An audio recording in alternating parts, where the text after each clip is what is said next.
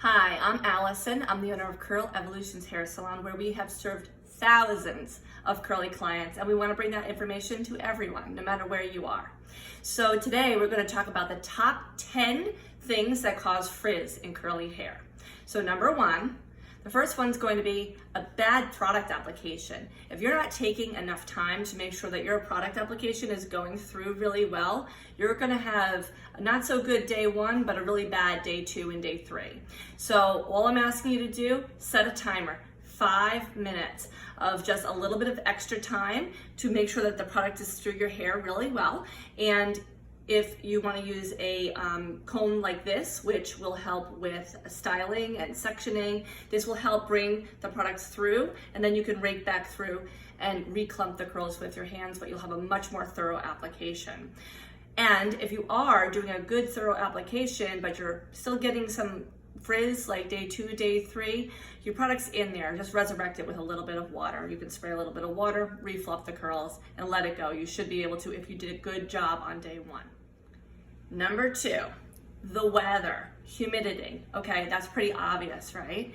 But we live in a 4-season area. I don't know where you are, but we do. We live in a 4-season area, and it would be very rare for you to use the same product year round. So if the weather changes and you do get that seasonal change of temperature, you want to probably switch your product around. So whether that means that you need to cocktail your product and add a little bit something stronger into your hold, maybe adding a cream or a gel on top of what you're already doing when you know that the humidity is going to kick up. And then also, if you're paying attention to the weather and you know that it's going to rain, in a day or two, you might want to just automatically add it in if you're going to get a significant amount of rain. Number three, you're waking up frizzy. Okay, so I'm gonna say the obvious thing, get a silk pillowcase, right? We've all heard this before. So yes, if you're waking up frizzy, try to switch out your pillowcase, remove the cotton pillowcase, put a silk one, right? But the not so obvious one is switch and don't do the pineapple. If you're doing the pineapple and you wanna have more curl control, put a low ponytail instead, because by flipping your hair upright and going the opposite way of the way you actually want it to go is going to actually create more frizz. So skip the pineapple, wear it down, use one of these coily hair ties that won't dent and put indents into your curl pattern, and do more of a low pony down like this. But by all means, if you want more body in your hair, then flip over, gather, and put your pineapple in and go to sleep like that. But think about the action that you're doing is going to give you a reaction in the morning with your curls. So if you want the volume, flip. If you don't want the volume, don't flip, and just switch to a silk pillowcase. Number four. So this sounds a little bit like an oxymoron. Stop over drying with your dryer and your diffuser. So yes, the purpose of a dryer and a diffuser is to get your hair dry. But what happens with curls is if you break the cast by over drying the top shell of the hair with your diffuser, you kick up individual hairs, these kind of like one-off flyaway hairs that then can turn into frizz later on. So the solution for this is to dry from the underneath. So you tilt your head to the side and make sure that you get your diffuser on the underneath instead of just drying on the outside shell of the hair and allowing the underneath to be a little bit wet. And just stop drying at 90%.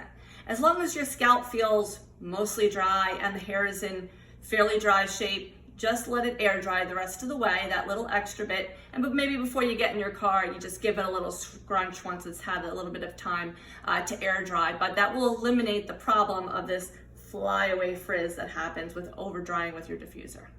Number five. All right, you did it. You got yourself the microfiber towel. Excellent, right? Actually, this can be some of the cause of frizz on curly hair. So just because it's a microfiber towel, that's great. That's definitely going to increase your chances of having less frizz. Anything with less pilling and stuff that's going to suck away too much moisture from the curl is going to be very helpful. So whether it's a microfiber towel or you're using an old t-shirt or an old baby blanket or whatever it is, that's great. But if you are doing one of these constant like this and really like shaking the curls out with the towel, you're actually going to wind up over drying the hair, and it's the opposite of what you want. and you're gonna have frizzy curls. So our recommendation is, after your hair is washed and conditioned, you're going to do a really good job applying your product first. You're not toweling first. You're putting your product in first, and then you're gonna take your microfiber towel over the top of the gel or the mousse or the cream or whatever it is that you use. And I'm gonna challenge you here. I'm gonna challenge you to doing it 3 touches only. 3 touches. If you do that for the next 2 weeks of washes, I want to see and hear from you if you're noticing a change in your curl texture.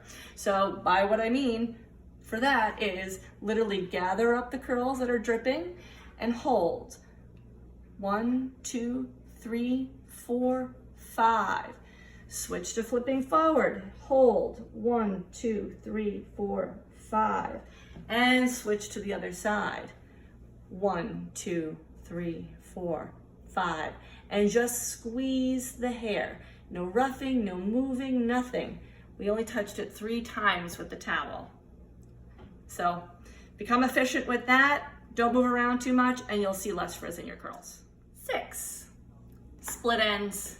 So split ends just continue to split until you cut them off. So if it's already started splitting, it's kind of too late. It's going to continue splitting all the way up the hair shaft. You need to cut it off so that you can have the hair be healthy again. So by prolonging your haircuts, you're actually just causing more splitting, shredding, and frizz to travel up the hair, and you're just gonna have to have more cut off when you actually do get in for a haircut. So get in for your haircut and do it with the idea that you're going to go in several times. So even if you go into the salon, you get your hair cut, and then you know that in 10 weeks later you're going to go back in and get your hair cut again, but just tell them just to do a little bit of a dusting. And just by moving up the time frame of how often you're going, just in the beginning, then once the hair becomes healthy, you can back off a little bit and you can go every 3 to 4 months or so, but just move it up a little bit in the beginning, get rid of those split ends, and get the hair healthy again. All right, number 7, brushing. If you are brushing your curls before you get in the shower to deknot and take out products and things like that, stop it right now. It is one of the leading causes to split ends and frizz on curly hair. The only time that you should be brushing or combing the hair is after you've melted the product and the knots out in hot water first, detangle with your fingers, and then cleanse and go in with the conditioner and the comb. The biggest issue for kids is people taking a comb to their curly hair or taking a brush to their curly hair and ripping through. So that's the biggest cause for kids, is their frizz. So you really want to look at who maybe is a caretaker and who is doing that and might need a little education to stop doing that. But now the damage is done. The only way that you're going to be able to get rid of it is to go and get haircuts more regularly, like we just talked about in the last tip, number 6. So you can do that with your child. If your child has very, very fuzzy outer shell of the hair, they have ripping, and sometimes that comes from baby hair too. When the baby hair is finer and it can't hold up as much, it needs to come off so that those curls can come in healthy and strong. 8, damage to the hair shaft, whether it was something you did with heat, flat iron, curling iron, blow dryer, maybe it was color damage, maybe it was through ripping with your comb. Either way that it happened, the damage is there, right? So how do you make it better? You make it better by using softening deep treatments. So I'll give you a challenge here. Use a softening deep treatment for 2 weeks in a row. You do it for 20 minutes. Wash the hair, squeeze with a towel, put your conditioner in, and comb from the bottom up. Leave it on your hair for 20 minutes, and after the 2 weeks is over, see what you have. See what the curls look like. So if they're going to be repaired and they're going to bounce up and the elasticity is going to come back into them, it'll happen by then, right?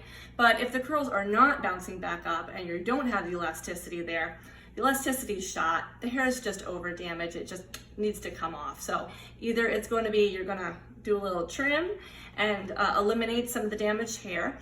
But another way that you can kind of fake it is that if you put your cream or gel through the root area, but maybe the damage is sitting on the ends, you can use maybe a foam, something lighter, a spray gel, spray it just on those ends and put a little diffuser to it.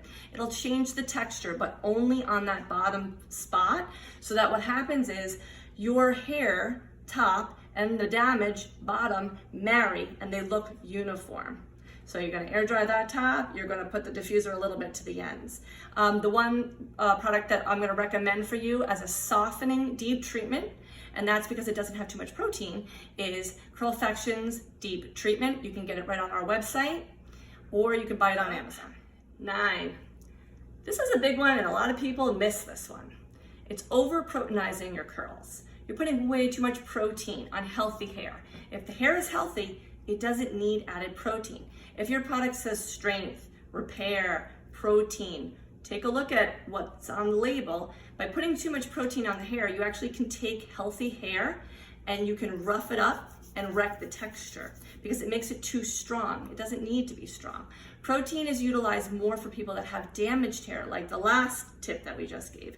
And if you do have damaged hair, but only on that one section, we don't want to put the protein treatment through the top also. Just put it on the bottom where the protein, where the hair needs to harden up and maybe get a little bounce back into it, or try to get a little more substance back to it. But be careful of over-proteinizing your curls. This one's actually going to be surprising for you, but it's oil. It's oils that you're using as your finishing product, or maybe you're only using oil through your curls, but oil, and then alternatively shea butters as well. They repel water. And so when you're repelling water, they're not going to be able to, your curls are not getting hydrated when you put your conditioner on. It's hitting oil on top of the hair shaft and being repelled off. So what needs to happen is once a month, the recommendation would be, if you're doing a lot of oil or a lot of shea butter products to your hair, do a clarifying shampoo and follow with a product that's a softening deep treatment like the Curlfection's Deep Treatment.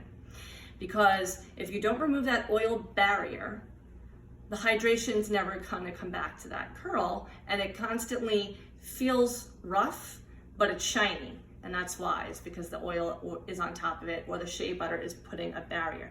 Now the shea butter, it's meltable.